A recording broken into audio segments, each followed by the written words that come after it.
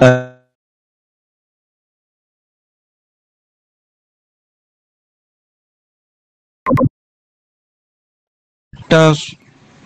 শব্দ শব্দ না একটা সেন্টেন্স ইউজ করলেন, আমি সেখান থেকে শুরু করে দিতে চাইছি। গল্পের মতো যে কোনো লাইন থেকে গল্প শুরু করা যায়, গল্পটা হচ্ছে আসল জিনিস। স্যার যেরকম অরামেটালিকাম আমার খুব মনে পড়ে গেল, আর্জেন্টাম নাইট্রিকাম দিয়েই একটা প্রায় 77 ইয়ার্স ওল্ড এক ভদ্রলোকের মাইগ্রেন সারাতে সমর্থ হয়েছিলাম। এই যে স্যার যেটা বললেন, আসলে ব্যাপারটা হচ্ছে এরকম যে সমস্যাটা কোথা থেকে শুরু হয়েছে তার চেয়ে বড় ব্যাপার, আপনি যদি প্রপার ক্লিনিক্যালি বা আমাদের ম্যাথমেটিক্যালি অথবা অন্য কোনো ভাবে যেভাবেই হোক, কেন বললাম বিভিন্ন তো পন্থা আছে, এবং প্রত্যেকটা পন্থায় কিন্তু একটা জায়গায় গিয়ে উপনীত হয়, সেটা all roads in the between the Rome বলে একটা কথা আছে না, যে সমস্ত রাস্তায় গিয়ে রোমে গিয়ে শেষ হয়।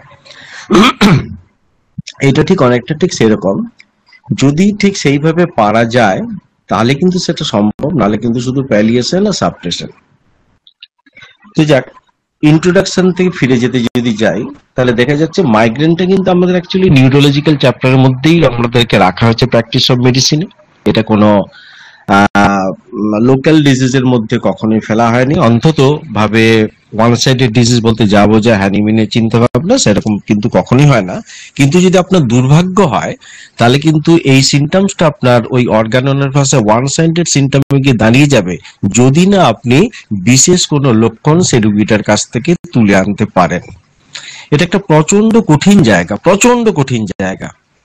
আর এই জন্য এই ক্লাসটা আমার কাছে খুব ইন্টারেস্টিং, যে চিকিৎসক জীবনের প্রথম থেকে শুরু করে এখনো পর্যন্ত মাইগ্রেন নিয়ে যে কত যে রুগী দেখেছি, কত যে রুগী পালিয়ে গেছে আর কত যে সেরেছে, তিনটেই যেন 1/3 করে যেন আধিপত্য বিস্তার করে রেখেছে বলে আমি মনে করি। মানে বেশ কিছু সেরেছে, বেশ কিছু পালিয়ে গেছে, এবং বেশ কিছু সারার মতো একটা জায়গায় দাঁড়িয়ে আছে, এবং একদিন তাদেরকে সারাতে পারবে, এটি আমাদের বিশ্বাস। কিন্তু মুশকিল হচ্ছে একটা জায়গাতেই। মুশকিলটা কোথায়? যখন ফার্স্ট ইয়ারে পড়তাম, আমার খুব মনে আছে ডক্টর দাস ছিলেন আমাদের, তিনি যখন মেট্রিয়ামেটিকা পড়াতেন, এত সুন্দরভাবে এক একটা মেডিসিনের সিমটমস গুলো, মানে ওই মাইগ্রেনের সিমটমস গুলো কিভাবে হয় তিনি সেটাকে ব্যক্ত করতেন। যেমন আমার খুব মনে আছে, একদম খুব স্পেসিফিক ভাবে উনি একটা মেডিসিন একাধিকবার ক্লাস নিয়েছিলেন, সেটা হচ্ছে স্যাঙ্গুইনিরিয়া ক্যানাডেন্সিস। তিনি কি বলতেন, যে একটা পেশেন্ট আসবে, মাথার পিছন থেকে অর্থাৎ অক্সিপিটাল রিজন থেকে তার মাথার যন্ত্রণাটা শুরু হবে, সারাদিন ধরে ব্যথাটা বাড়তে বাড়তে বাড়তে বাড়তে আস্তে আস্তে মাথার উপর দিক থেকে এসে ডান দিকে চোখে এসে সেটা সেটেল হয়ে যাবে, এবং সেটা সকাল থেকে সন্ধ্যা পর্যন্ত, অর্থাৎ স্যাঙ্গুইনিরিয়ার পেশেন্টের মাথার যন্ত্রণা শুরু হবে অক্সিপিটাল রিজন থেকে, সকালবেলা থেকে রোদ ওঠার সাথে সাথে বাড়বে, সন্ধ্যাবেলায় গিয়ে সেটা চোখের বা মাথার ডান দিকে গিয়ে একদম স্থির হয়ে যাবে, এবং পরের দিন আবার সে রাত কমে গেলে, রাত বাড়ার সাথে সাথে তার ব্যথা কমে যাবে। এরকম সিমটমটাকে সুন্দরভাবে এই স্যাঙ্গুইনিরিয়া ক্যানাডেন্সিস আছে। উনি যেভাবে বলতেন তখন তখন যেন শুনে মনে হতো, বাহ, এই তো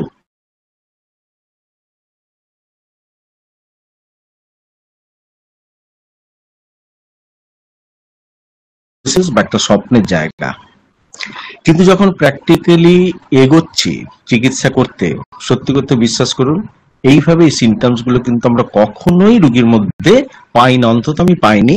তার একমাত্র কারণ হচ্ছে যে বিভিন্ন সময়ে ওই সকল পেশেন্টরা মাথার যন্ত্রণায় কাতরাতে কাতরাতে বা কষ্ট পেতে পেতে, অপহোমিওপ্যাথি করতে করতে, অপহোমিওপ্যাথি একদম খুব মানে সতর্কভাবে আমি বলছি, একদম অপহোমিওপ্যাথি করতে করতে এবং বিভিন্ন ধরনের এলোপ্যাথিক পেইন কিলার খেতে খেতে তাদের কাছে আর এই সুন্দর চরিত্রটা রুগীর কাছে ব্যক্ত করার মতো আর অবস্থায় থাকে না। মেট্রিওমেডিকা যত লক্ষণ লেখা আছে, আমরা কখনোই, আমি অন্তত এই আমাদের প্র্যাকটিস জীবনে, ওই রুগী এসে সুন্দরভাবে একটা কথা বলে ফেললো, আমিও খুঁজে পেয়ে গেলাম, ওষুধ দিয়ে দিলাম, সেরে গেল, এই মিরাকেল আমার পক্ষে কিন্তু ঘটানো সম্ভব হয়নি। কেন? কারণ বিভিন্ন ভাবেই অপহোমিওপ্যাথি যেটা বললাম সেটা, বা যখন তখন যেরকম দরকার পড়েছে তারা বিভিন্ন ধরনের এনে খেয়েছে। তাদের বক্তব্য যে সারানোর মতো সময় না থাক, আমাকে তো এই মুহূর্তে কষ্টটা থেকে মুক্তি পেতে হবে। বা বাজারে চটজলদি প্রচুর ওষুধ পাওয়া যায়, বিজ্ঞাপন করা হয়, বা বিভিন্ন ধরনের নিউরোলজিক্যাল ডাক্তারেরা যখন মানে এলোপ্যাথিক ডাক্তার যখন ওষুধ দেন, তারা কিন্তু ওইভাবেই সাবটেস্টের কথাই বোধহয় ভেবেছেন। অ্যাকচুয়ালি কিওরের কথা তো হ্যানিম্যান ছাড়া কেউ ভাবেননি, আর আমরা সেটাকে ভাবার চেষ্টা করছি, কিন্তু দুর্ভাগ্যের বিষয় সবসময় কিন্তু সেই কিওরের জায়গাটা আমরা পাই না। সেটা আমাদের দক্ষতা, আমাদের দক্ষতা না, আমাদের দক্ষতার অভাব এবং আমাদের কি বলবো অকার্যকারিতার একটা সব থেকে বড় জায়গা। ডক্টর ইবিনাস একটা জায়গায় বলেছেন যে ব্লেম তারাই দেয় হোমিওপ্যাথিকে যখন blame lies in the stupidity of the prescription. অর্থাৎ প্রেসক্রিপশনের ভিতরে যদি কোনো বোকামি থেকে যায়, স্টুপিডিটি থেকে যায়, অর্থাৎ সেই প্রেসক্রিপশনটা যদি যথাযথ না হয়, তাহলে কিন্তু সব থেকে বেশি ব্যর্থতাটা আমাদের মধ্যে আসে, এবং সেটা বাস্তবিকভাবে কিন্তু আমরা রেগুলার দেখে যাচ্ছি। এবার যদি মনে করুন আমি যেটা করছি সেটা আপনাদেরকে করতেই হবে বলছি না, কিন্তু সেটা একবার অন্তত দৃষ্টিপাত করা উচিত আমি কি বলতে চাইছি তার উপরে। যদি কোনো ইয়াং পার্সন, ছেলে হয় অথবা মেয়ে হোক, 12 থেকে 14 বছরের মধ্যে 25-এর মধ্যে যদি তারা কখনো মাইগ্রেন নিয়ে আসে, আমি সব থেকে আগে তাদেরকে কিন্তু একবার আই স্পেশালিস্টের কাছে পাঠাবো যে আপনি আপনার চোখটা একবার দেখিয়ে আসুন। কারণ যদি মায়োপিক আই হয় বা মাইনাস পাওয়ারের যদি তার ভিতরে এসে থাকে, যেটা তারা তখন থেকে বুঝতে পারছে না, বা স্কুলের বাচ্চাদেরকে আমি বারবার নোটিস করার চেষ্টা করি, তার বাবা মাকে বলার চেষ্টা করি যে যে ব্ল্যাকবোর্ডে যে সকল লেখাগুলো থাকে লেখানো হয় বা চার্টে যেগুলো পড়ানো হয় ক্লাসে, ওকে সমস্ত কিছু দেখতে পায়, এখান থেকে কিন্তু আমার প্রশ্নগুলো শুরু হয়। কারণ আমি এটুকু খুব দৃঢ়ভাবে বিশ্বাস করি, মাইগ্রেন যাদের ভিতরে থাকে তাদের 1% অন্তত, বেশ কিছুটা 5 to 10% বললেও খুব একটা ভুল হবে না, ইয়াংদের ক্ষেত্রে তারা কিন্তু এই চোখের সমস্যায় ভোগে বলেই কিন্তু তাদের মাইগ্রেনটা হয়। আর যতক্ষণ না আপনি ওই চোখের পাওয়ারটাকে মানে রিফ্লেকশন করে, অর্থাৎ চোখের পাওয়ারটা যদি যতক্ষণ না ঠিক ভাবে চশমা দিতে পারছেন, কোনোদিন কিন্তু আপনার পক্ষে এই মাইগ্রেন সারানোটা সম্ভব হয় না, কারণ ওটা একটা প্যাথোলজিক্যাল ব্যাপার। অর্থাৎ চোখের পাওয়ারটাকে যদি আপনি ঠিক করে দিতে পারেন এবং সে যদি চশমা নেয়, তাহলে দেখা যায় যে ম্যাক্সিমাম সময় কিন্তু তার এই যে আর্টিফিশিয়াল বলবো না, যেটা একটা ডিজিজ কন্ডিশনের জন্য, সেটা আপনাকে কিন্তু সাহায্য করবে একটা ভালো প্রেসক্রিপশনের জন্য। কারণ প্রেসক্রিপশন মানে কিন্তু ওই হোমিওপ্যাথিক ওষুধ খাওয়া না, আপনাকে ম্যানেজমেন্টটা বুঝতে হবে তার কি হচ্ছে না হচ্ছে। অর্থাৎ প্রসঙ্গক্রমে আমি যেটা বললাম, আমি ওই ইয়াংদের ক্ষেত্রে যদি কখনো হয়ে থাকে, আমি কিন্তু তাকে একটাবার অন্তত আই স্পেশালিস্টের কাছে আমি পাঠাই। যদি সেখানে দেখা যায় তার কোনো প্রকার এই নেই, অর্থাৎ ভিশন 6 ভিশন যদি তার ভিতরে পাওয়া গেছে, ডিস্টেন্সে বা নিয়ারে যদি কোনো প্রকার কোনো ইরর না থাকে, এটাকে ইরর বলা হয়, না থাকে, তাহলে কোনো অসুবিধা নেই। আমি বোধহয় হোমিও দর্পণে যখন আই নিয়ে বলেছিলাম তখন একাধিকবার এই জায়গাগুলো আমি বলেছি, আপনারা সেগুলো দেখে নিতে পারেন। যাই হোক, পরবর্তী ক্ষেত্রে যেটা দেখা যায়, আমাকে আবার বুঝতে হবে যে কজটা কি। বিভিন্ন কিন্তু বিভিন্ন ধরনের কারণ আমরা কিন্তু লক্ষ্য করি। যেমন সব থেকে যদি আমরা ইয়াং স্টেজ, যে আমি এতক্ষণ যেটা বললাম চাইল্ডহুড বা 13 মানে টিনেজ গার্ল বা টিনেজ বয়, বা তারপরে কিছুটা 21-22 বছর পর্যন্ত, টিনেজ নয়, 20-র মধ্যে হচ্ছে টিনেজ, 19-এর মধ্যে টিনেজ। এবার দেখা যায় যে সে কি ধরনের অকুপেশন, পড়াশোনা সে কিরকম করে, প্রচন্ড পরিমাণে রাত জেগে, নাকি ফাঁকিবাজি একটা চূড়ান্ত, নাকি একটা কর্মক্ষেত্রে ঢুকেছে সেখান থেকে দিন রাত ল্যাপটপের মধ্যে কাজ করতে হচ্ছে, কি এসিতে বসে কাজ করতে হচ্ছে, কি কি প্রচন্ড পরিমাণে মেন্টাল স্ট্রেস, কি বসের একটা প্রচন্ড পরিমাণে চাপ, অফিসের কাজ শেষ করতে পারছে না, বাড়িতে গিয়ে বা তাকে করতে হচ্ছে, বাড়িতে গিয়েও ঠিক একটা প্রশান্তিপূর্ণ তার পরিবেশ নেই। এইরকম জায়গাগুলো যদি আমরা খুঁজে পাই, অর্থাৎ লাইফস্টাইল ওরিয়েন্টেড যে সকল মাইগ্রেন, সেগুলোর জন্য কিন্তু ওষুধের চেয়ে সব থেকে আগে বেশি দরকার পড়ছে কি না, তার লাইফস্টাইলটাকে ঠিক করা। এখনকার লাইফস্টাইল তো হচ্ছে দুপুর 10টার সময় ঘুম থেকে উঠবো, কোনো মতে নাকে মুখে একটা কিছু খাবো, তারপরে স্কুল বা অফিসে চলে যাব, সারাদিন কাজ করব, খাবার কোনো নির্দিষ্ট সময় নেই, যেহেতু আমি হোটেল বা ক্যান্টিনে খাচ্ছি, এটা স্পাইস ফুড খেলাম, বা খাওয়াটা আইদার খুব কম হচ্ছে প্রয়োজনের তুলনায়, অথবা এত বেশি প্রোটিন রিলেটেড খাবারগুলো তার হয়ে যাচ্ছে যেটা তার খাওয়া কোনো ক্ষেত্রেই বাঞ্ছনীয় নয়, এরকম জায়গা আমরা প্রচন্ড দেখতে পাচ্ছি। এবং প্রপার যে চোখ ধোয়া, চোখকে ঠান্ডা রাখা, একটা কাম অ্যান্ড কোল্ড একটা পরিস্থিতিতে বা একটা কাম অ্যান্ড কোয়াইট পরিস্থিতিতে যে কিছুক্ষণের জন্য বিশ্রাম, সে সকল কিন্তু তারা পাচ্ছে না। অতএব সেইটা যদি হয়, এখানেও ঠিক একই কথা বলবো, ওষুধের আগে তার লাইফস্টাইলটাকে আপনি পরিবর্তন করার চেষ্টা করুন। তার একমাত্র কারণ হচ্ছে এই লাইফস্টাইল ডিজিজ গুলোকে কিন্তু আমাদের এবং মাইগ্রেন নিউরোলজির আন্ডারে পড়লেও সে লাইফস্টাইলটা কিন্তু তার হচ্ছে কজ, সেটা কিন্তু আপনাকে ভালো করে বুঝতে হবে। মেন্টাল স্ট্রেস, হয়তো দেখা গেছে সে যে যোগ্যতার ছাত্র বা যে পড়াশোনা করে যতটা যোগ্যতা অর্জন করেছে, আমাদের দুর্ভাগ্যবশত হয়তো সেই পরিমাণ যোগ্যতার বা স্যালারির কাজটা কিন্তু সে কখনো পাচ্ছে না। এই যে তার ভিতরে একটা কি বলে ইনফিরিয়রিটি কমপ্লেক্স কাজ করছে, যে সেই যোগ্যতা হিসেবে তার রোজগার করতে পারছে না, এটা কিন্তু মেন্টাল স্ট্রেসের একটা কারণ। আর তার জন্য কিন্তু একটা মাইগ্রেন হওয়ার সম্ভাবনা প্রবল পরিমাণে কিন্তু থাকে। এছাড়া আর কি ভাবতে পারেন? খাওয়া দাওয়ার গন্ডগোল। আর কি ভাবতে পারেন? কতগুলো ব্যাড হ্যাবিট বা ব্যাড ম্যানার্স, হয়তো অসৎ সঙ্গের পাল্লায় পড়েছে প্রথম থেকে, হয়তো লাইফ মানে লাইফ তো অ্যাকচুয়ালি শুরু হয় 21-22 বছর থেকে। ছাত্র জীবনটা একটা লাইফ শুরু হয়, কিন্তু মাইগ্রেনের জন্য তো সেটা হবে না। অতএব সেখানে তার যদি অ্যালকোহলিজমের যদি কোনো প্রকার অ্যাডিকশন থাকে, স্মোকিং এর যদি প্রকার অ্যাডিকশন থাকে, বা খুব বেশি রাত জেগে সিনেমা দেখার প্রবণতা, বা প্রচন্ড পরিমাণে রিসার্চ জাতীয় কাজ করতে গিয়ে সে যদি ঠিক মতো নিজের যতটা পরিশ্রম করা দরকার একটা মানুষের মন এবং শরীর নিয়ে, যদি তার উপরে সে যদি পরিশ্রম করতে চায়, সেটি কিন্তু বলা হচ্ছে মেন্টাল স্ট্রেস। কার কতটা মেন্টাল স্ট্রেস, এটা কিন্তু কোনো মাপকাঠি নেই, এটা একটা আপেক্ষিক জিনিস। আমি যতটা মেন্টাল স্ট্রেস করতে পারবো, আমার ছেলে হয়তো ততটা ঠিক পারছে না। তার কারণটা কি? কারণ আমার লাইফস্টাইল একরকম জিনিস আর আমার ছেলের লাইফস্টাইল কিন্তু একই রকম জিনিস, যদিও আমরা কিন্তু একই পরিবারের অন্তর্ভুক্ত। এবার মজাটা দেখুন, এখানে আমি কথাটা বললাম, আমরা আমার আমার দাদু আমাকে শিখিয়েছে একটা সুন্দর কথা, যেন বক্তব্য হচ্ছে, তুমি যেন ঘুম থেকে উঠে দেখো সূর্য উঠেনি, সূর্য যেন কখনো না দেখে যে তুমি ঘুমিয়ে আছো। যেদিন থেকে আমি মনের ভিতরে দাদুর এই কথাটা আমি নিয়ে নিলাম, সেদিন থেকে বিশ্বাস করুন, আমি কোনোদিন দেরিতে ঘুম থেকে উঠেনি। আমার টার্গেট থেকে যায়, আমি ঘুম থেকে উঠে অপেক্ষা করব সূর্য কখন উঠবে। এখনকার ছেলেমেয়েরা, মানে আমারই ছেলে, সে কি করছে? সূর্য উঠে বেলা হয়ে গেছে, কত বেলা হয়ে গেছে সে জানে না, তারা ঘুম থেকে উঠতে অতখানি দেরি করছে। একটা কেন? রাত্রে বাবা প্রচুর পড়াশোনার চাপ, রাত্রে নাহলে পড়াশোনা করা যাচ্ছে না। তাহলে এই যে জায়গাটা, এ কিন্তু একটা সুস্থ স্বাভাবিক ভাবে কিন্তু কাটাচ্ছে না, আমি যেভাবে কাটাচ্ছি। এবার আপনি বলতে পারেন যে স্যার এ তো এখন সবাই করছে। হ্যাঁ, সবাই করছে, সেই জন্য এক একজনের এক এক রকম সমস্যা ভুগছে। তো আমি বলতে চাই যে এই লাইফস্টাইল যদি আপনি ঠিক করতে না পারেন আপনার পেশেন্টের, তাহলে কিন্তু এই ধরনের কিছু সমস্যা, যেমন একটা মাইগ্রেন নিয়ে যখন আজকে আলোচনা হচ্ছে, আপনি তার ভিতরে কিন্তু পাবেন। আর একটা মজা দেখবেন, এই সকল বাচ্চাটা কিন্তু সকালবেলা উঠে একটা টিফিন করার একটা ভালো সুযোগ পায় না, যেটা আমরা পাই। যেহেতু সে বেলায় উঠছে, টিফিনের টাইমটা চলে যাচ্ছে, সে কিন্তু একটা ভালো টিফিন করতে পারছে না। রাত্রি খেয়েছে হয়তো 9টা থেকে 9:30টার সময়, পরের দিন ঘুম থেকে উঠতে উঠতে রাত 10টা। এই যে দীর্ঘ সময় একটা এমটি স্টোমাকে থাকা, এবং তার জন্য যে সকল হাইড্রোক্লোরিক অ্যাসিড বা অন্যান্য মেটাবলিক ডিসঅর্ডার যেগুলো দেখা যায়, বা যে এনজাইম গুলো আমাদের ঠিক ভাবে শরীরে ক্ষরিত হবার দরকার, ক্ষরিত হয় কিন্তু সেটা কার্যকারিতা দেখাতে পারে না, এই যে একটা অসামঞ্জস্যর ব্যাপার, সেটার জন্য কিন্তু মাইগ্রেন অন্যতম একটা কিন্তু কারণ।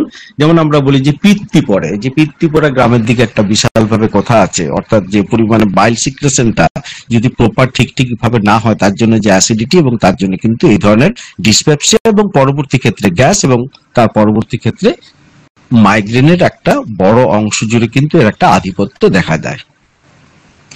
আর আমাদের কি হতে পারে? মনে করুন যেটা মেন্টাল স্ট্রেস বললাম, বা যে একজন যদি ঠিকভাবে যদি পানীয়, অর্থাৎ যতটা তার জল সংগ্রহ করা দরকার শরীরে, সেটা যদি না করে, তাহলে যে তার মাথা ব্যথা হতে পারে।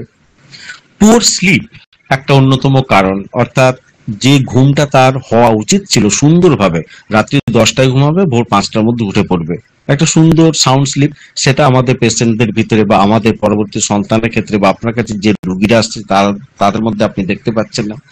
আবার এই ধরনের পেশেন্টটা দেখবেন আবার কিভাবে আছে, ইয়াং ছেলেরা আবার করছে কি, রাত জাগার জন্য স্মোকিং করছে। কেউ বলছে না স্মোকিং করি না, আমি কফি খাই। এই যে একটা নিজেদের তৈরি করা একটা পন্থা, এবং যেটা প্রকৃতি বিরোধী, এই প্রকৃতির বিরোধিতা করলে কিন্তু আপনার পেশেন্টরা এই ধরনের মাইগ্রেনের সমস্যায় ভুলতে থাকবে। তার ভিতরে কোনো মানে সন্দেহ নেই।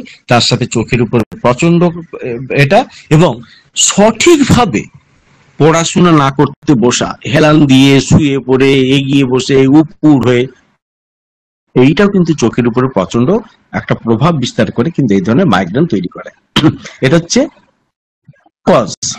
এবার আমি যদি প্যাথোলজির কথা, মাইগ্রেন দীর্ঘদিন ধরে যখন হচ্ছে আপনার কাছে, যখন পেশেন্ট আসে, অন্তত আমার কাছে যারা আসে বা এসেছে, যারা বেশ দীর্ঘদিন ধরে এবং আর্থিক অবস্থায় যাদের একটু ভালো, তারা কিন্তু মোটামুটি এমআরআই সিটি স্ক্যান করে নিয়ে আসছে। কারো কারো ক্ষেত্রে একটা SOL পাওয়া গেছে, কারো ক্ষেত্রে ব্রেন টিউমার প্রত্যেকে বলে দিচ্ছে, কোথা হয়তো একটা অ্যাবনর্মাল গ্রোথের কথা বলা হয়েছে। আলটিমেট দেখা যাচ্ছে কি, যে প্যাথোলজিক্যাল কিছু ফাইন্ডিংস পাওয়া যায়, কিছু না হলে অন্তত একটা তার মাইগ্রেনের সাথে সাথে মেনিনজাইটিস বা এরকম কোন ধরনের প্রচন্ড সর্দি বসে যাওয়া, বা আরো হয়তো কিছু কিছু ছোট ছোট কারণ আপনি সেই এমআরআই বা সিটি স্ক্যান করে সে কারণগুলো কিন্তু খুঁজে পেলেও পেতে পারেন। এবার দেখুন, সেই সকল ক্ষেত্রে চিকিৎসা কি হবে সেটা ডিপেন্ড করবে একটু পরে যখন ট্রিটমেন্ট নিয়ে বলবো। তো আগে যে জিনিসটা আমরা দেখব, যে মাইগ্রেনের অরিজিনটা কোথায়, অর্থাৎ তার বয়স কত, তার খাওয়ার সাথে সম্পর্কের ব্যাপারগুলো আমি আপনাকে বললাম। যদি মিটে যায় খুব ভালো। তারপরে আমরা যেটা দেখতে চাইবো, যে সেইখানে প্রকার ব্রেনের মধ্যে কোনো প্রকার অ্যাবনর্মালিটি, যার ভিতরে থাকে ম্যাক্সিমাম সময় সাইকোটিক নেচার, অর্থাৎ এক্সট্রা গ্রোথ বা ওভার গ্রোথ, সেরকমের জায়গাগুলো। অনেক সময় দেখা যায় যে পিটিউটারি গ্ল্যান্ডের উপরেও, হাইপার পিটিউটারিজমের উপরে চাপ পড়ার জন্য কিন্তু এই ধরনের মাইগ্রেনের একটা ব্যাপার দেখা দিয়েছে। চোখের কারণে কিন্তু অনেক সময় মাইগ্রেনের ব্যাপার হয়। আঘাত লাগার জন্য কখনো ছোটবেলায় পড়ে গিয়েছিল, তার জন্য হতে পারে, বড়বেলাতে পড়েছিল তার জন্য হতে পারে, বা এরকম আমরা দেখেছি যে একমাত্র রেনি সিজনে হয়, অর্থাৎ তার ওয়েদার রিলেটেড বেশ কিছু সমস্যা, তার ভিতরে একটা মাইগ্রেন। আবার দেখেছি সে যদি বৃষ্টিতে বেশ কিছু সময় ভোগে, তার জন্য একটা মাইগ্রেন। এরকম আমি এখনকার রুগী পাচ্ছি, যখন তার হ্যাবিটের কথা জিজ্ঞাসা করছি, বুঝতে পারছি তখন হচ্ছে কি, ডাক্তারবাবু যতদিন কাজে ঢুকিনি ততদিন ভালো ছিলাম, এই কাজ করার পর থেকে তো যেখানে কাজ করেন সেখানে কি এসি, বা এখন তো প্রত্যেকের বাড়িতে গরম সহ্য করতে না পারার জন্য এসির একটা প্রভাব আছে। তাহলে এই যে দীর্ঘ সময় একটা অ্যাবনর্মাল টেম্পারেচার, অ্যাবনর্মাল আমি এই জন্য বললাম, আমাদের যে স্বাভাবিক টেম্পারেচার থাকা দরকার বা থাকি, বাইরে একটা টেম্পারেচার 34 ডিগ্রি চলছে, আর এসিতে সে 16 না হলে অন্তত 18-20-এর মধ্যে দাঁড়িয়ে আছে। খুব সাডেন এই সময়ের মধ্যে যে টেম্পারেচারের পার্থক্য, বা এসি যেখানে থাকছে তার খুব ক্লোজ, খুব কাছে সে অবস্থান করছে, থাকছে, এরপরে কিন্তু তার এই ধরনের মেনিনজাইটিস বা সর্দি বসে যাওয়া বা লাংসের কোনো একটা কারণে যে কিন্তু এই ধরনের আমি মাইগ্রেনের জায়গাগুলো তো আমরা কিন্তু খুঁজে পাচ্ছি। সম্প্রতি এক ভদ্রমহিলা এসেছিলেন, কি আশ্চর্যের ব্যাপার, যখন নাম জিজ্ঞাসা করলাম একটা নাম বললেন, ঠিক বুঝতে পারলাম না ওটা মুসলিম নাম না খ্রিস্টান নাম। কৌতূহল ছিল, আমি কিন্তু নাম জিজ্ঞাসা করি বা অনেক কিছু জিজ্ঞাসা করার পর প্রথম দিনে কোনো উত্তর পেলাম না, দ্বিতীয় দিনে কোনো উত্তর পেলাম না, তৃতীয় দিনও দেখতে যাচ্ছি উনি একটি বিশেষ ওষুধ খান, ডাক্তার বলেছেন এটা খুব দরকার হলে খাবে, এলোপ্যাথিক ওষুধ। আমি দিতে বাধ্য হচ্ছি, কারণ এতটাই তার যন্ত্রণা হয়, তখন যেন মনে হয় থাক বাবা হোমিওপ্যাথি, তুমি অন্তত যন্ত্রণা থেকে আগে বাঁচো, তারপর তুমি আমার কাছে আসবে। আমি জানি না সেটা আমি ভুল বলছি কি হ্যানিম্যান বিরোধী কথা বলছি। আসলে রুগীরা যখন এতটাই কষ্ট পায়, তখন কিন্তু তারা তাদের ওই প্রিয় ওষুধ যেটা সে এতদিন খেয়ে এসেছে সেটা খেয়ে নিতে বাধ্য হয়। আবার মজা হচ্ছে, ওই রুগীরাই কিন্তু আমাদের কাছে আসছে যে ডাক্তারবাবু কতদিন আর এই ওষুধ খাবো, আপনি বরং একটু আমাকে বাঁচানোর চেষ্টা করুন। ভালো ব্যাপার। এই যে ভদ্রমহিলা, তার হাজবেন্ড থাকে বিদেশে, বৎসরে একবার কি 2 বছর অন্তর একবার করে আসেন, খুব ভালো ব্যাপার। একটি মাত্র মেয়ে, তাকে নিয়ে তার ব্যস্ত বাগিসতার শেষ নেই, কারণ সকাল থেকে ঘুম থেকে ওঠা থেকে তার গান শেখানো থেকে শুরু করে তার জন্য রান্না, তার জন্য স্কুলে পৌঁছানো, আবার তার জন্য নিয়ে আসা, এদিকে শাশুড়ি মার গঞ্জনা, রাত্রেবেলা স্বামীর সাথে হোয়াটসঅ্যাপের চ্যাট, এই সকল নিয়ে এতটাই ব্যস্ত থাকেন যে যেটা বলে ফুরানো যাচ্ছে না। যে ভদ্রমহিলা ওনাকে পাঠিয়েছিলেন, আমি তাকে একদিন জিজ্ঞাসা করলাম, দেখুন আমি তো ওই ওনার ভিতরে কোনো সেরকম খুঁত খুঁজে পেলাম না। খুঁত মানে কি? এমন একটা ঘটনা যেটার জন্য তার মাইগ্রেনটা হয় বা কোনো কিছু, আপনি কি কোনো একটা বলতে পারবেন কতদূর? কারণ দেখুন, আমি অনেক সময় দেখেছি বাড়িতে ননদ এলেও কিন্তু ভদ্রমহিলাদের মাথার যন্ত্রণা হয়। আমি সেরকম জায়গাতে কিন্তু ওষুধ দেওয়ার চেষ্টা করি, কারণ তার ওই অ্যালার্জিটা তো অন্য কিছু নয়। ননদকে সে ঠিক সহ্য করতে পারে না, একটি ভাগ্নি এলে তার একটা অস্বস্তি হয়, কারণ ভাগ্নিটিকে সে সহ্য করতে পারে না। এই সহ্য করতে না পারাটা কিন্তু প্যাথোলজি নেই, কিন্তু সাইকোলজিক্যাল এমন একটা জায়গা তার বাসা বেঁধে আছে। সেটা সম্পত্তির ব্যাপার হতে পারে, তাকে অপছন্দের ব্যাপার হতে পারে, এরকম এরকম অনেক ব্যাপার রয়ে গেছে। ওই ভদ্রমহিলা একটি, তার মেয়েকে নিয়ে মজাটা দেখুন কিরকম। ওই ভদ্রমহিলা তার একটি মেয়েকে না, সব বলা ভুল হচ্ছে, তার মেয়েটিকে একদিন নিয়ে এলেন প্রচন্ড কাশির জন্য। ভালো ওষুধ দেওয়া হলো, কাশি কমলো। বেশ কিছুদিন পরে আবার মানে মায়েরও চিকিৎসা চলছে একরকম ভাবে, মেয়েরও চিকিৎসা চলছে একই ফ্যামিলিতে। আর একদিন বলেছিলাম, মা এবং মেয়ের চিকিৎসা করতে করতে, এটা আমার অনুমান স্যার, কিছু মনে করবেন না, যদি কখনো একই মেডিসিনে আপনি উপনীত হয়ে যেতে পারেন বা সিমটমস গুলো যখন একটা মেডিসিন ইন্ডিকেট করবে, তখন আপনি বুঝে যাবেন যে আপনার মুড অফ ট্রিটমেন্ট কিন্তু ঠিক আছে এবং অচিরে কিন্তু সেই রোগীটা সেরে উঠবে। এইটা হচ্ছে হেরিডিটির ব্যাপার। তৃতীয় দিন যখন কাশিটা হলো, আমি তাকে বারবার জিজ্ঞাসা করলাম, আচ্ছা কাশিটা আপনি দেখুন গত 1 থেকে 1.5 বছরে 3বার কাশি নিয়ে এসেছেন মেয়েটার জন্য, কারণ আমার তো ফাইল তো ভাবে করা থাকে, 3বারই কিন্তু হয়েছে, আমি ওষুধ দিয়েছি, কমে গেছে, কিন্তু সেরে উঠলো না, কেন বলুন তো? উনি খুব চিন্তা করে বললেন, আমি ডেট গুলো বললাম আপনার বাড়িতে তখন কি কি ঘটেছে একটু বলুন তো। দেখা গেল তার মামতো বোন আসতো, মামতো বোনের কিন্তু টিউবারকুলোসিস আছে।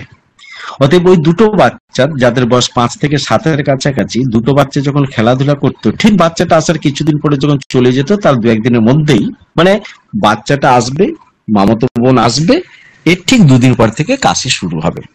এরকম 3খানা এপিসোড পাওয়ার পর আমি নিশ্চিত হলাম যে ওই বাচ্চাটার টিউবারকুলার এফেকশন বা কাছাকাছি থাকার জন্য ওটা এমন একটা অবস্থা তৈরি করে, যেহেতু এটা ভাইরাল ইনফেকশনের মধ্যে আমরা ফেলি, টিউবারকুলোসিসের অন্তত এই জায়গাটাকে বা ব্যাকটেরিয়াল আপনি যেভাবে ব্যাখ্যা করুন না কেন, যে ওর অ্যাটমসফিয়ারে চলে এলেই কিন্তু এই বাচ্চাটা অসুস্থ হয়ে পড়ে। ওষুধ দেওয়া হয়েছিল অ্যান্টি টিউবারকুলার কথা ভেবে, এবং তাতে কিন্তু সে রেহাই পায়। এই ঘটনাটা যখন হচ্ছে, প্রায় 1 বছর কেটে যাচ্ছে, ভদ্রমহিলা তখন আরো দৃঢ় বিশ্বাস হয় যে আমার বাচ্চার যখন আপনি এরকম দুর্ধর্ষ একটা জায়গা ফাইন্ডিংস করে ওষুধ দিয়েছেন, এবং যেটা হোমিওপ্যাথিতে নাকি শুনেছি খুব ভালো জিনিস, তাহলে আমার মাথা ব্যথাটা কমবে না কেন? এ তো ডাক্তারবাবুর মাথা ব্যথার অন্যতম কারণ হয়ে দাঁড়ালো। খোঁজ নিতে দিতে দেখলাম উনি কিন্তু ইন্টারকাস্ট বিয়ে করেছিলেন, যেটা আমাকে কোনোদিনই বলেননি, কিন্তু যে নামের মধ্যে আছে, জিজ্ঞাসা করতে পারছি না অনেক সময় যে আপনি কোন ধর্ম অবলম্বন করেন। যাই হোক, এইখানে দেখা যাচ্ছে যে এই যে ইন্টারকাস্ট একটা বিয়ের জায়গা এবং সামাজিক একটা চাপ, যদি কলকাতার বুকে এটা কিন্তু সেই অর্থে অতটা সামাজিক চাপ আর নেই, যেটা তো গ্রামীণ দিকে হয়, কারণ যে যার মধ্যে ফ্ল্যাটে থাকে, এটাকে কে কোন ধর্ম পালন করছে, কে কাকে বিয়ে করেছে, এই নিয়ে কিন্তু অন্তত কলকাতার ওই অঞ্চলের মানুষের কিন্তু কোনো প্রকার মাথা ব্যথা নেই। তো এই জিনিসটা পাওয়ার পর আমি তাকে কিন্তু স্ট্যাফিসিগ্রিয়ার মতো মেডিসিন দিয়েছিলাম। স্ট্যাফিসিগ্রিয়া শুরু করেছিলাম বোধহয় 200 থেকে 10 mcm পর্যন্ত দিয়েছিলাম, এবং সর্বসাকুল্যে বোধহয় 1 থেকে 1.5 বছর সময় লেগেছিল আমার সেই জায়গাটাকে রিকভার করতে।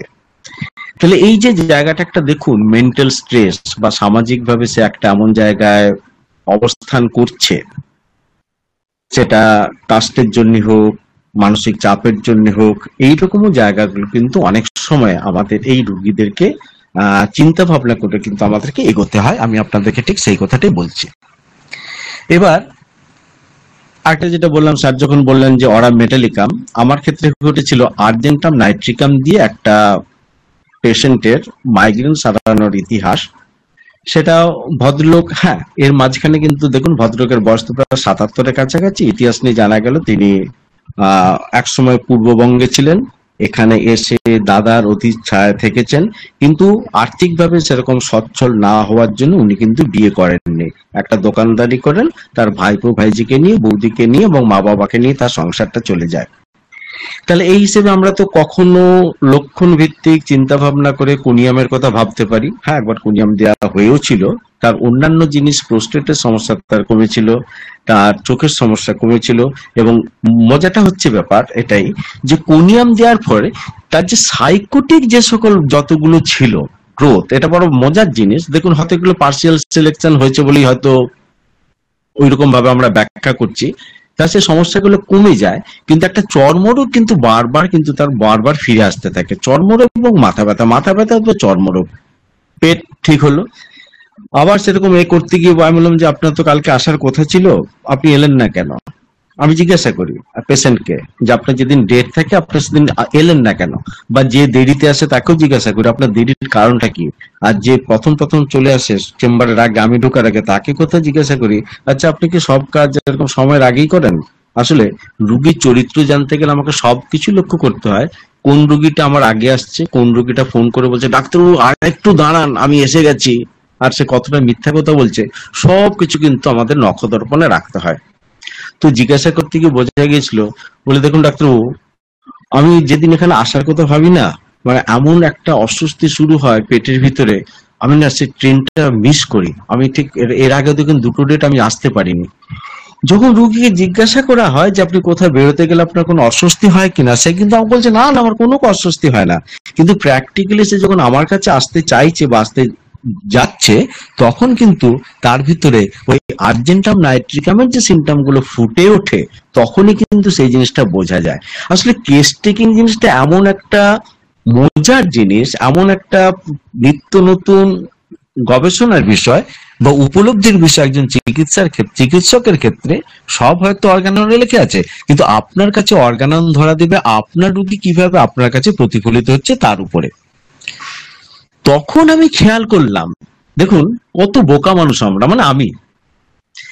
তার লম্বা চেহারা, মুখ চেহারা দেখতে বুড়োর মতো, ঠিক আছে, 70 থেকে 72। দেখবেন অরাম মেটালিকামের পেশেন্টের চেহারার গাত্রবরণ আর আর্জেন্টাম নাইট্রিকামের গাত্রবরণ কিন্তু সম্পূর্ণ আলাদা। এটা আমি অনেক জায়গায় বিভিন্ন বইয়ে হয়তো উল্লেখ করেছি বা বলার চেষ্টা করেছি, যে অ্যাপিয়ারেন্স যেরকম যেরকম থাকে, সে দেখতে বেটে, সে দেখতে লম্বা, তার নাক টিকালো, ফর্সা, কালো, স্টুপিং হয়ে হাঁটছে, বা প্রত্যেকটা কথার উত্তর দিতে গিয়ে সে ইতস্তত ভাবে উত্তর দিচ্ছে, কেউ খুব সন্তর্পণে উত্তর দিচ্ছে, কেউ হয়তো হলবল করে উত্তর দিচ্ছে, কেউ হয়তো কোন জিনিস গোপন করে চলে গেল। এই যে এত কিছু, কালকে যেটা আমাদের স্যার একটা ক্লাস হচ্ছিল, সেটা হচ্ছে বোধহয় ওই টকিং বা এটা নিয়ে বোধহয়, মানে কে কিভাবে, স্যার কালকে যেন সাবজেক্টটা কি ছিল আমাদের মাইন্ড চ্যাপ্টারে, কনভারসেশনের একটা বেশ কি চলছিল ভুলে গেছি। এক বড্ড কিছু ভুলে যাই। এই জায়গাটা যদি আমরা খুব খেয়াল করি, তাহলে রুগীর প্রকৃত স্বভাব চরিত্র যদি আমরা ঠিকভাবে মিলিয়ে তুলতে পারি, তাহলে যে কোনো ধরনের সমস্যা কিন্তু আমাদের কাছে সহজলভ্য হয়ে যাবে। কিন্তু একটা কথা আপনাদেরকে বারবার মনে রাখতে হবে, কি, যে মেট্রিয়ামেটিকায় যে সকল কথাগুলো আছে সেগুলো নিয়ে কিন্তু রুগীরা আপনার কাছে আসে না। তার কারণ কি, ওষুধ খেতে খেতে পরিস্থিতির সাপেক্ষে সেগুলোকে চলতে চলতে এমন একটা জায়গায় গিয়ে পৌঁছে যায়, মেট্রিয়ামেটিকার কোনো লক্ষণ বা ওই ধরনের প্রস্ফুট লক্ষণগুলো, যে লক্ষণগুলো দিয়ে খুব সহজে ওষুধ নির্বাচিত হতে পারে, সেগুলো কিন্তু আমরা পাই না। তাহলে যেটা মাইগ্রেনে যেটা আমি সব থেকে আগে দেখবো, সেটা হচ্ছে তার ম্যানিনজাইটিসের কোনো ইতিহাস রয়ে গেছে কিনা, পাস হিস্ট্রিতে তার কখনো স্নেক বাইট, ডগ বাইট বা হিস্ট্রি অফ ইনজুরি বা সাপ্রেশন অফ স্কিন ডিজিজ অথবা ম্যালেরিয়া, টাইফয়েড, জন্ডিসের মতো কোনো প্রকার রোগে সে দীর্ঘদিন ভুগেছে কিনা। আর একটা জিজ্ঞাসা করি, এটা রিসেন্ট আরো বেশি করে খোঁজার চেষ্টা করছি, যে ছোটবেলার মধ্যে এরকম কোন রোগ যার জন্য তাকে হসপিটালাইজড হতে হয়েছিল, বা চট করে কমানোর জন্য, মনে করুন প্রচন্ড জ্বর তার বাড়ে, চট করে কমানোর জন্য তার কোনো ওষুধ, বা মনে করুন হসপিটালাইজড হয়েছিল, ডিহাইড্রেশন হয়েছিল, বা তার প্রচন্ড পরিমাণে পাতলা পায়খানা হয়েছিল, সেইটাকে সারানোর জন্য, খুব দ্রুত সারানোর জন্য কোনো প্রকার ওষুধ।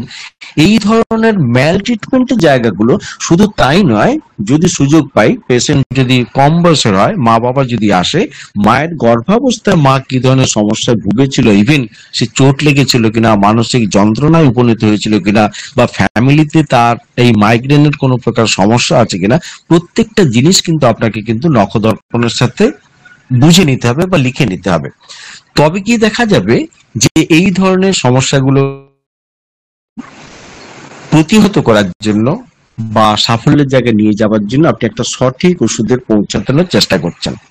এবার একটা কথা খুব খেয়াল রাখতে হবে আমাদের, আপনি কখনো কিন্তু একটা ডোজ দিয়ে বা একটা মেডিসিন দিয়ে যে তার সেই রোগটাকে সম্পূর্ণভাবে নির্মূল করতে পারবেন, সেটা জিরো পটেন্সি করুন আর সিস্টেমেটিক্যালি 30 থেকে শুরু করে 10 বলুন, এটা কিন্তু খুব কম সময়ই হয়। কারণ এত রোগ জটিলতার ব্যাপার, এত সাইকোটিকের ব্যাপার, সাইকোটিক মাঝমের এতটাই ব্যাপার, তার সাথে ঠিক পরবর্তী স্টেজে সিফিলিটিকের জায়গাটা, যে আপনি কিন্তু কখনোই ওই একটা মেডিসিন দিয়ে একদম মানে কি বলবো, সেই স্কেচ করার মতো শুধু একটা পেন্সিল নিলেন আর আপনি শুধু পেন্সিল দিয়ে স্কেচ করে গেলেন আর রুগীটা সম্পূর্ণ সেরে উঠলো, সেটা কিন্তু হয় না। ধাপে ধাপে পরিবর্তনের সাথে সাথে রুগীর যে ধরনের সমস্যাগুলো আসবে সেটা যাবে, সেটা হচ্ছে সম্পূর্ণ অর্গাননের ব্যাপার। কিন্তু এই মাইগ্রেন নিয়ে গিয়ে বলতে পারি, পাস হিস্ট্রিকে আপনি যদি না রেকটিফাইড করতে পারেন, বা যে কারণে হচ্ছে এই মেইনটেনিং কজটাকে যদি আপনি ঠিক মতো করতে না পারেন, সেটা বৃষ্টিতে ভেজাই হোক, অ্যালকোহলিকের অভাবই হোক, বা তার ডিভোর্স হয়ে গেছে এরকম একটা সামাজিক সমস্যা, অথবা ইন্টারকাস্ট বিয়ে করছে সেখান থেকে একটা মানসিক দ্বন্দ্ববহুল জায়গা, কি যে পরিমাণে যোগ্যতা হিসেবে তার রোজগার করার দরকার ছিল সেই জায়গাটা সে খুঁজে না পাওয়া, বা প্রেমের ব্যর্থতা, এটা একটা মারাত্মক ব্যাপার, খুব মারাত্মক ব্যাপার। আমি জানি কদিন আগে বোধহয় একটা ক্লাস নিয়েছিলাম, একটা মেয়ের খুব সমস্যা দেখা দিয়েছিল, বারবার জিজ্ঞাসা করছিলাম কতদিন আগে, বলতো মাস চারেক আগে, মাস চারেক আগে, মাস চারেক আগে। বলে মাস চারেক আগে কি ঘটেছিল? বলে আমার ঝাড়খণ্ডে বাড়ি, আমি ঝাড়খণ্ডে গিয়েছিলাম। তার বাবাকে জিজ্ঞাসা করলাম ঝাড়খণ্ডে গিয়ে কি মেয়ে কি খুব বোকা টোকা করেছিলেন, সেখানে ওয়েদার তখন কি ছিল, অনেক কিছু জিজ্ঞাসা করছি, কিছুই থেকে বেরিয়ে আসছে না। তখন বাবাকে বললাম যে আপনি একটু কি বাইরে যাবেন, মানে আপনি চোখের মধ্যে থাকুন কিন্তু আমাদের কথা যাতে আপনি শুনতে না পান। বাবা বেরিয়ে গেলেন চেম্বার থেকে। মেয়েটাকে একদম পরিষ্কার জিজ্ঞাসা করলাম, হ্যাঁ রে মা, 4 বছর আগে, 4 মাস আগে কি ঘটলো? না কিছু তো ঘটেনি বাবু। হ্যাঁ কিছু একটা ঘটেছে, তোর এত কিছু সমস্যা 4 মাস আগে থেকে। হ্যাঁ, যখন আঘাতের কথা বললাম, পড়ে যাসনি তো? আমি আঘাত থেকে শুরু করি একদম খুব সহজ ভাবে, আঘাত লাগে তো? না না কোনো আঘাত লাগে। আরে আঘাতটা কি শুধু ওই শরীরে লাগে, মনে আঘাত লাগে না? মনে আঘাত। সে যেন তখন ওই যে মনে আঘাত এমন ভাবে বললো না, তখনই বুঝলাম সে রবীন্দ্রনাথের কথা মনে পড়ে গেল। সে যে আমাকে চিনেছে তা জানলাম আমাকে লক্ষ্য করে না বলেই, ক্যামিলিয়াতে লেখা আছে। অর্থাৎ ও যখন ওটাকে এতটা এড়িয়ে গেল, তখন বুঝতে পারলাম যে আঘাতের কারণটা হচ্ছে, আরে 4 মাস আগে গেছলি কার সাথে দেখা, কোন একটা কারো এতে, ওদিকে দেখলাম টস করে দুটো চোখের জল টুপ করে পড়ে গেল। আমি বাহ, এসো তুমি হয় ইংলিশে দাঁড়িয়ে আছো নাহলে ন্যাপটামিয়ে দাঁড়িয়ে আছো। এইবার যখন আরেকটু শুরু করলাম জিজ্ঞাসাটা ওই মাইগ্রেনের, তখন খুঁজে পেলাম যে ওর ওই জায়গাটাতে ন্যাপটামি ছাড়া কোনো উপায় নেই। ন্যাপটামির দেখায় 200। আজকে 1 মাস হচ্ছে মেয়েটা আসেনি, কিন্তু তার বাবা আজকে এসেছিল তার কোমরের যন্ত্রণা নিয়ে। জিজ্ঞাসা করলো মেয়ের খবর কি? না মেয়ে তো বেশ ভালো আছে, যেদিন আসতে বলেছেন 2 মাস পরে, 2 মাস পরে আসবো, মানে আর 1 মাস পরে আসবে। তাহলে দেখুন, এই যে একটা ট্রমা, একটা আঘাত, সেটা মনে কি শরীরে, বা একটা ঘটনা যেটাকে সে কখনো ভুলতে পারছে না, সেটা তার উপরে ফিজিক্যালি টর্চার হোক, বা আমরা তো খুব ব্যাড টাচ এবং গুড টাচ বলি, সেরকম কোনো একটা ঘটনা হোক, তার জন্য যে তার অস্বাভাবিকতা, একটা অবদমিত অবস্থা, সে কখনো ব্যাপারটাকে খুলে বলতে পারছে না তার বাবাকে মাকে।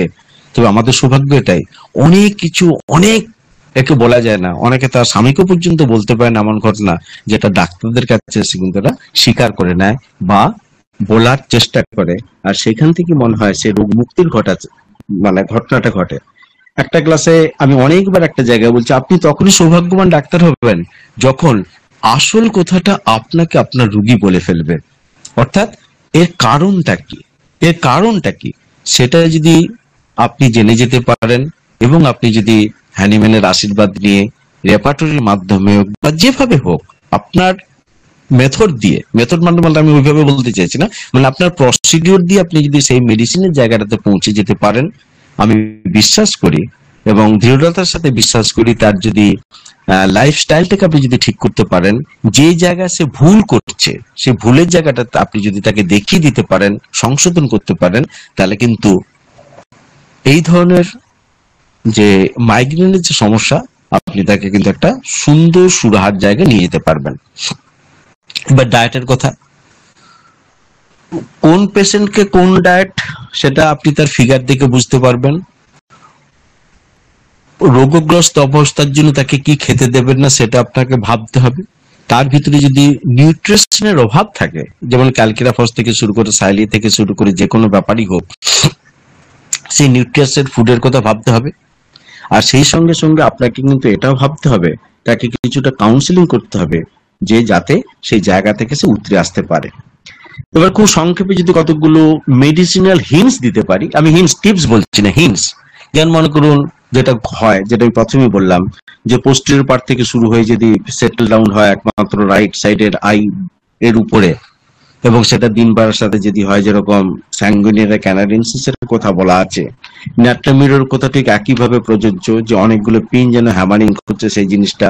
অল্টারনেট সাইডের কথা ভাবলে আমরা ল্যাকটেনাইনাম এর কথা ভাববো, কিন্তু অবশ্যই দেখে নেবো তার সাথে তার অন্যান্য সিমটমস গুলো আছে কিনা, যেমন কনস্টিপেশনের ব্যাপারটা খুব বড় ব্যাপার, বা কি বলবো এটাকে, লস অফ মেমোরি, স্মৃতিহীনতা, বা কিছু খুব দ্রুত সে সবকিছু ভুলে যাচ্ছে, এরকম জিনিসটা। মার্জমেটিক ব্যাকগ্রাউন্ডের কথা ভাবলে যে কোনো সময় কিন্তু শরিক নিশ্চয়ই আসে, তবে দেখা যায় এক্ষেত্রে কিন্তু সাইকোটিক বা সিফিলিটিকের প্রভাবটা সব থেকে বেশি। এবার দেখবেন একটা জিনিস খুব আমি দেখেছি, কিছুদিন স্বীকার করতে চায় না রুগীরা, যে তার ফ্যামিলিতে টিবি আছে কিনা বা ক্যান্সারের কোনো ব্যাপারটা আছে কিনা। টিভির কথা বললে তার আতকে ওঠে, সেজন্য আমি কৌশল আজকাল আর টিভির কথা জিজ্ঞাসা করি না, রুগী হারাতে চাই না, রুগীর সাথে মানে বিরক্ত বোধ করতে চাই না, রুগীকে অপ্রস্তুতি ফেলতে চাই না, সেজন্য জিজ্ঞাসা করি সর্দি কাশির ব্যাপার ছিল, সর্দি কাশিটা কতদিন ধরে ছিল, আচ্ছা সর্দি কাশিটা কি শেষ মুহূর্তে সেরেছিল? না ডাক্তার, ওই শেষ দিকে জানেন তো, না না ওইসব টিভি টিভি নয়, ওই শেষ দিকে যেন মনে হয়েছিল। আমি ঠিক আছে বাবা, আপনার মনে হয় আপনার কাছে থাক, আমার মনে হয় আমার কাছে থাক, হ্যাঁ দুজনে দুজনের জায়গায় আস্তে করে সরে যাই, আমি আমার জায়গা থেকে তখন ওই টিবি বলি না, কিন্তু ওই সাসপেক্টেড বলে একটা জিজ্ঞাসা চিহ্ন দিয়ে রেখে দিই। লাংস এর ক্ষেত্রে জিজ্ঞাসা করলেও দেখা যায়, ক্যান্সারের ক্ষেত্রে কিন্তু দেখা যায় ঠিক ক্যান্সার জানে না তো, ঠিক বলা যাচ্ছে না, তবে মনে ডাক্তার বলে একটু সাসপেক্ট করেছিলেন। ভালো ব্যাপার, উনি যতটা বুঝেছেন। আরেকটা জায়গা খুব মজার হয়, না আমি তো দাদু ঠাকুরমাকে দেখিনি, বলি কেন? এই যে দেখিনি, তখন বুঝতে হবে যে একটা ভয়ানক কোনো একটা রোগের শিকার তিনি তখন হয়েছিলেন, যেটা আমরা কিন্তু জানতে পারিনি। কেউ যদি বলে অ্যাক্সিডেন্টে মারা গেছে, আমি তাকে আর কিচ্ছু বলি না, কিন্তু যদি বলে সুইসাইড করেছে, আমি কিন্তু একটু খুঁটিয়ে জিজ্ঞাসা করি সুইসাইডের কারণটা কি ছিল। কেউ যদি বলে না কিরকম যেন একটা অপ্রকৃত বস্তু গুলো আর সেরকম কিছু না, তারপরে সেইভাবে আমরা এই করি না, তো তাহলে কি কোনো প্রকার সাইকিয়াট্রিক ব্যাপার ছিল? এইভাবে প্রত্যেকটা জায়গা একদম সেম দৃষ্টিতে, একদম সেম দৃষ্টি যাকে বলে, একদম মানে পুলিশদের মতো দৃষ্টিতে আপনার রুগীর কথাবার্তা, সে কতটা গোপন করছে, সে কতটা বলছে। আবার অনেক রুগী থাকে এরকম, যতটা কমেছে তার চেয়ে কম দেখায়, ভাবে যে ডাক্তারকে যদি চাপে রাখতে পারিস তিনি বোধহয় তাহলে ঠিক ঠিক ওষুধগুলো দিয়ে দেবেন। আমাদের তো আরো বেশি মুশকিল হয়ে গেছে এখানে। কিছু রুগী বলে ডাক্তার ওই 2 নম্বর ওষুধটা দেবেন না, কি ঝামেলা বলুন তো। সেও জেনে গেছে আমাদের 2 নম্বর ওষুধটার মধ্যে মধ্যে কতখানি 2 নম্বরই থাকে, তখন থেকে বুঝে বলতে হয় 2 নম্বর ওষুধটা তো আসল, 1 নম্বর ওষুধটা ঠিক ঠিক কাজ করবে, 2 নম্বর ওষুধটা সাপোর্ট পেলে। আমাদেরকে ওইভাবে বলতে হচ্ছে। এটা মিথ্যাশ্রয় নয়, এটা হচ্ছে যুক্তির সাপেক্ষে, হ্যাঁ মানে হোমিওপ্যাথিকে আরো ভাবে প্রতিষ্ঠা করা। তো মাইগ্রেন নিয়ে অনেক কিছু হয়, স্কুল হেডেক হয়, বিকেল বেলা ফিরতে রোদে মাথায় রোদ লাগলে অনেক সময় হেডেক হয়। ক্যালকিরাফোস থেকে ন্যাট্রামিউস থেকে শুরু করে অনেক মেডিসিনের ভিতরে আছে। ন্যাট্রাম সালফেটের কথা তো আমি আগেই বললাম, টিউবারকুলিনামের কথা আমি বললাম। তবে সিফিলিনাম দিয়েছি কোন হেডেকে, এটা কিন্তু আমার এই মুহূর্তে কোনো ভাবে মনে পড়ছে না। তবে যেই ভদ্রলোকের কথা বললাম, যাকে আমি আর্জেন্টাম নাইট্রিকাম দিয়েছিলাম, তাকে কিন্তু একটা সময় তাকে সিফিলিনাম 2 ডোজ দিতে হয়েছিল। বলে ডাক্তারবাবু এভাবে চললে কিন্তু আমি আত্মহত্যা করতে বাধ্য হব। কি কেন? না আমাদের ভিতরে একটা আত্মহত্যার প্রবণতা শুধু নয়, আমার বাবাও কিন্তু আত্মহত্যা করেছে।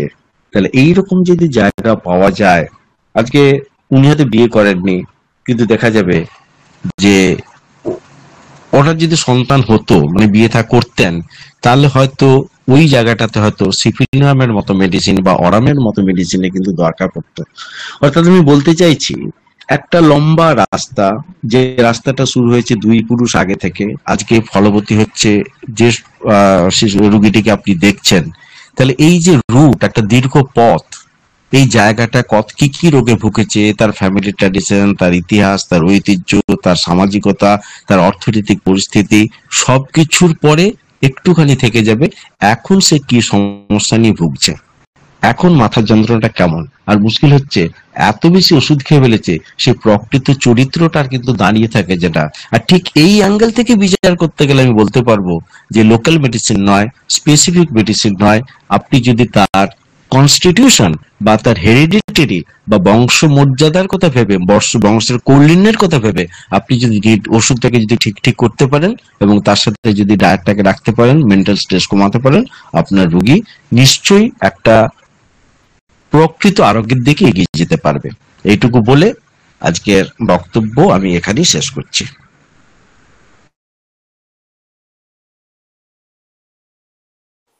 সুমন শুরু কর।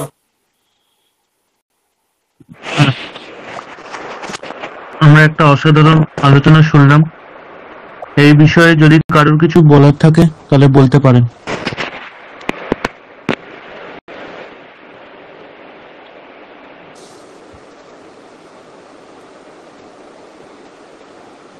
কারো কিছু বলার আছে এই বিষয়ে? একটা কথা বলি, যেটা আমাদের নীলকমল বর্মন স্যার বললেন, এই রুগীর কাছ থেকে এই যে কথাটা বের করা, এটা কিন্তু আমরা সবাই ফেস করি, যে রুগী সত্যি কথা তো বলতে চায় না, ঘুরিয়ে পিছিয়ে টেনে হেঁচে কথা বললেন, অনেক ডাক্তার অনলাইনে শুনতে পারবেন, শিখতে পারবেন।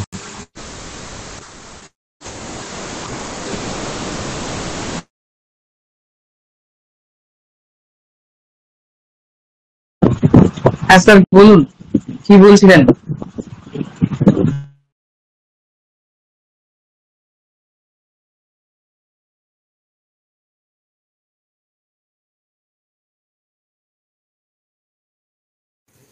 হ্যালো হ্যালো হ্যাঁ বলুন। হ্যাঁ স্যার বলুন স্যার। শোনা যাচ্ছে তো? শোনা যাচ্ছে তো? আমি স্যারকে এটাই অনুরোধ করতাম যে স্যার এই বিষয়টাকে মানে সব থেকে বেশি স্যার গুরুত্ব দেবেন, মানে আমাদের শেখার জন্য আর কি। যে কারণ প্রত্যেকের তো আলাদা অভিজ্ঞতা আছে, আর যেহেতু আপনি অনেক রুগী দেখেছেন এখনো পর্যন্ত বা দেখছেন, আপনার এই পরামর্শটা আমাদের খুব কাজে লাগবে। এই যে বিভিন্ন ভাবে রুগীকে চেস করে জিনিসটা বের করা, এটা আমার এবং আমাদের সব দাদাদের ভাইদের সবারই কাজে লাগবে, এটা আমার অনুরোধ রইল। ক্লাস তো স্যার অনবদ্য, আর কিছু বলার। ধন্যবাদ।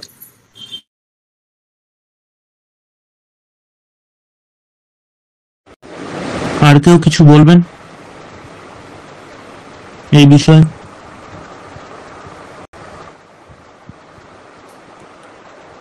ঠিক আছে, এই বিষয়ে কারো ঠিক আছে, বল বল বল। ডায়াবেটিস ফ্যামিলিতে থাকলে সেটা কি মায়াজামে অন্তর্ভুক্ত হবে? আমি কিছু বুঝতে পারলাম না স্যার। থাকলে আজাম সিলেক্ট, কোন মায়াজাম সিলেক্ট হবে? স্যার আছেন, উনি যখন সংযোজন করবেন তখন শুনে নেবেন। আমার অনেক দুটি যুক্তি সাপেক্ষে উনি কিন্তু এটা ব্যাখ্যা করবেন। ঠিক আছে।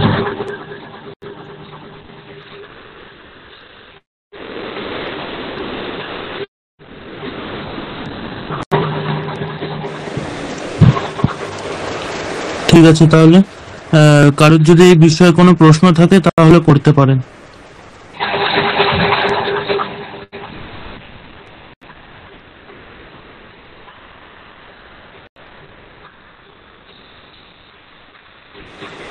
কারোর কি কোনো প্রশ্ন আছে?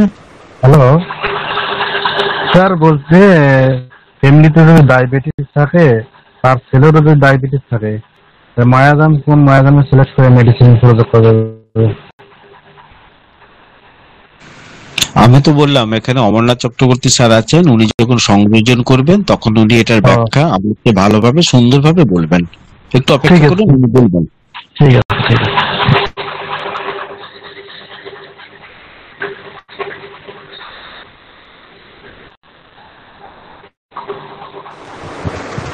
কারো কি আর কোনো প্রশ্ন আছে?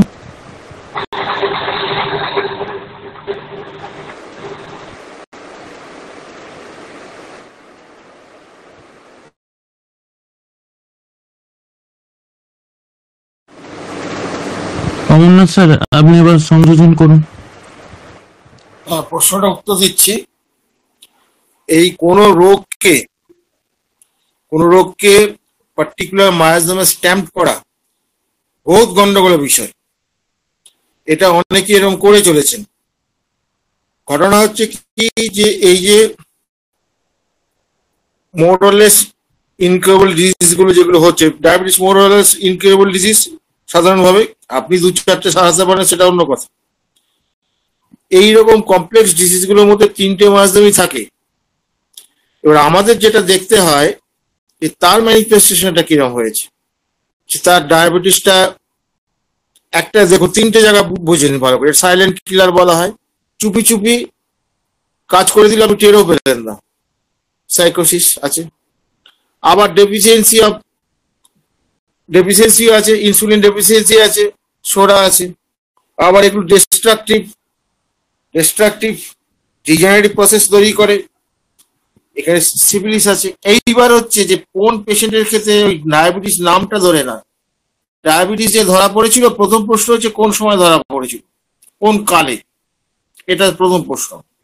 এবার দ্বিতীয় হচ্ছে যে ডায়াবেটিস ধরার পর তার পরবর্তীকালে তার লাইফটা কেমন ছিল, সে কতদিন বেঁচে ছিল বা কোনো কমপ্লিকেশন কিছু হয়েছিল কিনা, এইগুলো জানতে হবে।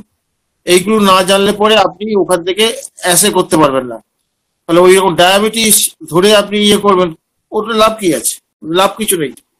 ফলে আপনাকে জিজ্ঞেস করতে হবে যে ডায়াবেটিসটা যে হয়েছিল কি ধরনের সে ভুগতো, তার কি কি সিমটম ছিল, এটা বুঝতে হবে। আরো যদি থাকে যতগুলো পারবেন ততগুলো নেবেন। এই জায়গাগুলো নিলে পরে ওই ওদের এই বংশ জায়গাটা স্টাইলটা বুঝতে পারবেন।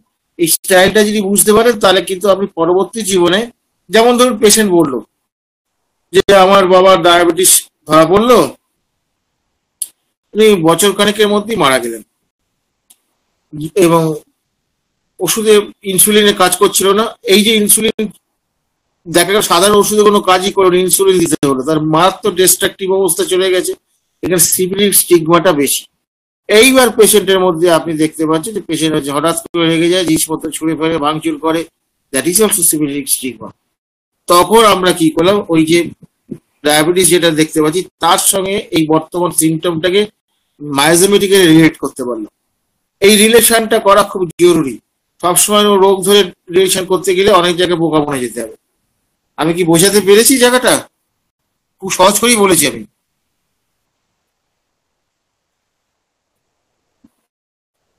হ্যালো, হ্যাঁ স্যার, খুব সুন্দর বলেছেন, খুব সুন্দর বলেছেন। হ্যাঁ, এই বুঝতে পেরেছি। আমরা দেখুন তো, আমরা কি করি, ক্যান্সার লিখে রাখি। ক্যান্সারের মধ্যে কোনো ক্যান্সার আছে 10 বছর বেঁচে থাকে, কোনো ক্যান্সার আছে 2-4 বছর বেঁচে থাকে, কোনো ক্যান্সার আছে 6 মাসের মধ্যে ফিনিশ হয়ে যায়। তা আমরা সেটা জানবো না? হ্যাঁ, তার ঠিক সঙ্গে আছে। আমার কি রিলেশন আছে দেখতে হবে, তার কোন সাইডে হয়েছে জানতে হবে। তার আগে তার কোন জীবনে কোনো বড় ঘটনা ঘটেছিল কিনা, ক্যান্সারের আগে যার ক্যান্সার হয়েছিল বড় কিছু আঘাত পেয়েছিল কিনা, বিশেষত মেন্টাল, এগুলো জানতে হবে না? এগুলো ভালোভাবে জানতে হবে। জানার পর তারপরে এজেন্টের সঙ্গে ট্যালি করতে হবে। এটা খুব কঠিন জায়গা, কিন্তু করতে পারলে খুব ভালো।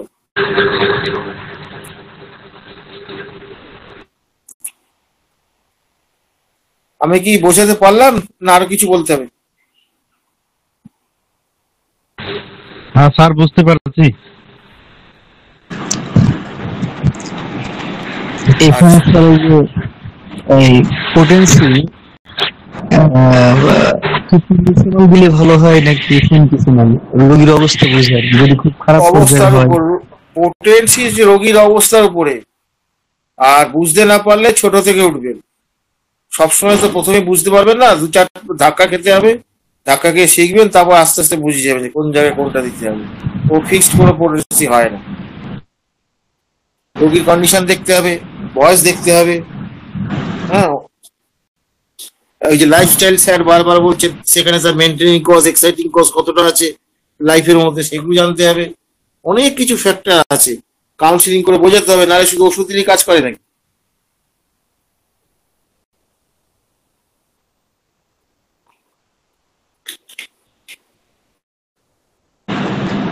স্যার রোগীর মধ্যে যদি ব্রেন স্ট্রোক 10 বছর এবং 10 বছর তার ডায়াবেটিস এবং এর সঙ্গে সঙ্গে যুক্ত হলো মায়োকার্ডিয়াল ইনফেকশন, হার্ট ডিজিজ, তো এতগুলো মারাত্মক রোগ হলে সেখানে কি এই মানে মায়োজম হিসেবে কার্সিনোসিন ওষুধ কি প্রয়োগ করা যায়? কার্সিনোজেন ইন্ডিকেট করে করা যাবে, যে কোনো মেডিসিন ইন্ডিকেট করতে পারে। কোনো রোগের নাম ধরে এটা করা যাবে কি করা যাবে না এটা তো বড় কথা না, রোগীটা কি বলছে। আজকে ওই স্টেজগুলো এলো কেন, তার আগে প্রিভিয়াস স্টেজগুলো জানতে হবে। তো প্রিভিয়াস স্টেজগুলো জানতে হবে, ওইখান থেকে তো প্রেসক্রিপশনটা হবে, বর্তমান স্টেজ থেকে নয়। যেমন যেমন শিক্ষাটা দেওয়া হচ্ছে কি কি সিমটম পেলে যোগ করে দিয়ে দেখো কোনটা বেশি আসে সেটা দিয়ে দাও, এটা তো হোমিওপ্যাথি নয়। এবার তার বংশের হিস্ট্রির সঙ্গে ট্রেস করতে হবে, ওইটার সঙ্গে জয়েন করে তারপর দেখতে হবে কোনটা আসবে। ওটা খুব কঠিন জায়গা। এই যে প্যালিয়েশন সাপ্রেশনের কথা স্যার বারবার বলেছেন কথাটা, প্যালিয়েশন সাপ্রেশন আমরাও করি এবং হোমিওপ্যাথি সাপ্রেশন মারাত্মক ক্ষতি করে। আপনি দেখবেন যে সোকল সাকসেসের যে গল্পগুলো সেখানে কিন্তু কোনো রকম ফলো আপ নেই, ফলো আপ খুঁজে পাবেন না আপনি। আর ফলো আপটা যদি আপনি বোঝেন তার তখন বুঝতে পারবেন যে কোনটা সাকসেস হলো, কোনটা ফেলিওর হলো, কোনটা প্যালিয়েশন হলো। এগুলো নিয়ে ক্লাস আমি করেছি, ভিডিও আছে, তো আপনি যদি একটু খোঁজ করে শোনেন আপনি পরিষ্কার বুঝে যাবেন। আচ্ছা, আর কোনো প্রশ্ন আছে কি? স্যার তো মনে হচ্ছে চলে গেছেন মনে হচ্ছে। না স্যার, এখনো আছি নতুন কিছু শেখার জন্য, নতুন কিছু বোঝার জন্য। অনেক বুঝতে বাকি আছে এখনো। ও চিতায় যাওয়ার আগে পর্যন্ত বাকি থাকবে। তা বলেছেন ঠিকই। আমি না এই যে তখন ওই বলতে হবে যে হ্যাঁ বলুন স্যার। এই যে স্যার মাইগ্রেনের কেসটা বললাম না, একজন পেশেন্ট জোর করে ধরে নিয়ে এসেছে জানেন তো। আমি তখন উঠবো, তখন ও যে আপাতত ব্যবস্থা করো, আমি তাকে এটা থুজা দিচ্ছি। থুজা দেওয়ার পর সে বেশ ভালো আছে, দিন 15-20 বাদে আবার রিটার্ন করলো, সে ভয়ঙ্কর ভাবে। তখন বুঝলাম যে আমার সিলেকশন ঠিক হয়। তখন আমি বললাম দেখো বাবা, না বসলে পুরো রেকর্ড না পেলে ওষুধ দিতে পারবো না, এই ব্যাপার না। আজকে পুরো দেখি ওষুধ নেবো বলে এসছে, আমার পুরো দেখালে একটা আলাদা ভিজিট আছে, ও জানে। তাকে ইয়ে দিয়ে করে তাকে আমি ওরাম মেটালিকান, এবং এবং তার লাইফ হিস্ট্রিটা কিরকম ছিল, সে প্রচুর নাচতে ভালোবাসতো, খুব হাসি মজা করতো এরকম। এখন তা করছে না, এখন তার মুখে হাসি চলে গেছে। এবং যখন এই মাথা ব্যথাটা প্রচন্ড হচ্ছে তখন বলছে আমি সুইসাইড করবো, এতে বাঁচা যায় না। হ্যাঁ, বলছে তোমরা সরে যাও, আমি সুইসাইড করবো, এরকম বলছে শুরু করছে। আবার যখন নিয়ে যায়, দেখো আমি ব্যথার চোটে বলে ফেলেছি, কিছু মনে করো না, তোমরা আবার চিন্তা করো না, ভয় পেও না। এই যে একটা পয়েন্টে সে এসে গেছে, এটা একটা পেলাম। তারপর ওই যে লাইফের মধ্যে যেটা হচ্ছে কি আস্তে আস্তে তার হাসিটা চলে গেছে জীবন থেকে, এই যে স্যাডনেসটা আস্তে আস্তে আসছে। যে লোকটা খুব হাসতো, যে লোকটা খুব নাচ গান করতো, মজা করতো, সে বেশি দিনের কথা নয়, 1 বছর আগেও সে করেছে, সেটা আস্তে আস্তে এই জায়গায় চলে এসেছে। সেখানে তার ওই হিস্ট্রি দেখা গেল, কাজ চলে গেছিল, এই ডিপ্রেশন, কাজ চলে গেছিল, কাজ ছিল না, অনেক হিস্ট্রি গুলো সব নেওয়া হলো। নেওয়ার পর তখন বুঝলাম যে একে একটা অরাম দিতে হবে। তো অরাম দেওয়ার পর আরেকটা কি হলো, অরামে যে সেরে গেছে প্রথমেই তা নয়, অরাম দেওয়ার তারপরে কি হলো, তার ঢেকুরটা উঠতে শুরু করলো আর নিচ দিয়ে প্ল্যাটাস পাস হতে শুরু করলো, যেটা গত 6 মাসে তার নিচ দিয়ে প্ল্যাটাস পাস হয়। এইরকম ঘটনা এরকম হতে শুরু করলো, আর মলদার দিয়ে একটা ডিসচার্জ বেরোতে শুরু করলো। একটা পেন হলো মলদারে, হয়ে তারপর ডিসচার্জ বেরোতে শুরু করলো। আপাতত এই জায়গায় আছে, খিদে প্রচন্ড বেড়েছে, প্রচন্ড খিদে বেড়েছে। তা এখন আর মরার কথা বলে না, টিভি একটু একটু দেখছে, যে টিভি দেখাটাও বন্ধ হয়ে গেছে। এই হচ্ছে তার কন্ডিশন দিন 15-র মধ্যে। এখন তাকে আমি বলেছি ওয়েট করো, দেখা যাক। মানে হিস্ট্রি জানতেই হবে, খাটতে হবে পেশেন্টের পেছনে, না খাটলে আপনি কিচ্ছু করতে পারবেন না। এই তো আমি থুজা দিয়েছিলাম, আমি তো এত বছর প্র্যাকটিস করে থুজা তো বল দিয়েছি। কারণ আমাকে যেমন ভাবে ধরেছে আপাতত আজকের মতন কমা, পরে আমি দেখিয়ে দেবো। আমার পুরোনো পেশেন্ট জোর করে তাকে নিয়ে এসছে, ওরে সারবে না, অ্যালোপ্যাথিতে সারবে না, সেই কাকার কাছে যায়, কাকার কাছে আসতে সেরে যায়। আমি দেখ এইভাবে কি করবো, আমি তোকে বেরিয়ে বলে আপাতত কমাও না, তুমি তো পারবে, তুমি কেন কমাতে পারবে না? আর আমার ভয় আছে কমানোটা যদি উল্টো সাপ্রেশন হয়ে যায়, তাহলে আলটিমেটলি পেশেন্টটা কি হবে, বারোটা বেরিয়ে যাবে। এবার প্লাসিবো দিয়ে তো পয়সা নিতে পারছি না, এটা খুব বিবেকে লাগছে, কারণ আমি তো ওষুধই সিলেকশন করিনি কোনোদিন। যাই হোক, সেটা করলাম, করে এই হচ্ছে রেজাল্ট। ওই জন্যই বললাম যে মাইগ্রেনটা, আবার মাইগ্রেনের সঙ্গে সাইনাসে অনেকে যুক্ত হয়ে যায়, এই দুটো যদি একসঙ্গে যুক্ত হয় না, তাহলে আপনার অবস্থা সাইজ করে দেবেন, বুঝতে পারবেন যে কি জিনিস। আমি এরকম বহু পেশেন্ট পেয়েছি, ট্রেনের তলা মাথা দিতে যাচ্ছে, গাড়ির তলা মাথা দিতে যাচ্ছে, এরকম ঘটনা প্রচুর আছে। আমি শুনতে পাবো পেশেন্ট বলবে কি করবো, মাথাটা রেখে কি হবে আমার, এরকম বলে।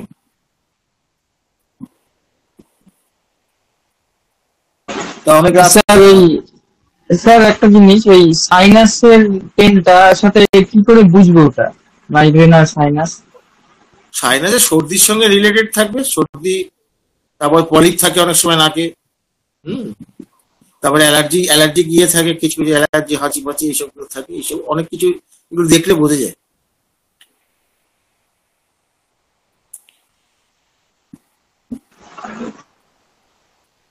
পেশেন্টের হিস্ট্রি বুঝতে পারবে।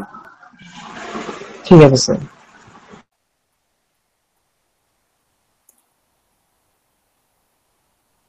স্যার এবার গুড নাইট করে দিন। হ্যাঁ, গুড নাইট আমি করতে চাইছি তো। হ্যাঁ, সবাইকে শুভরাত্রি জানিয়ে আমরা বিদায় নিচ্ছি। আসসালামু আলাইকুম, আমি কি একটা কথা বলতে পারি?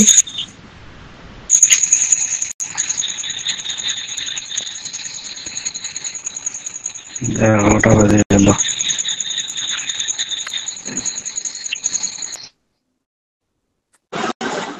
কে বলছেন বলুন। না, আলোচনা যতটুকুনি শুনেছি আমি তাহমিনা, যতটুকুনি শুনেছি, উনি যে আলোচনার ভিতরে এত একটা বেসিক জিনিস সুন্দরভাবে তুলে ধরেছেন, এরপর আর কোনো কথাই থাকে না, এত সুন্দরভাবে একটা বেসিক জিনিস, একটা রুট নিয়ে একটা মানে সিস্টেমের একটা রুটে চলে গেছেন। এই রুটটাকে যে ফাইন্ড আউট করেছেন, যেভাবে উনি প্রকাশ করেছেন, এই জিনিসটা excellent, thank you so much. আর কোনো কথা নেই আমার।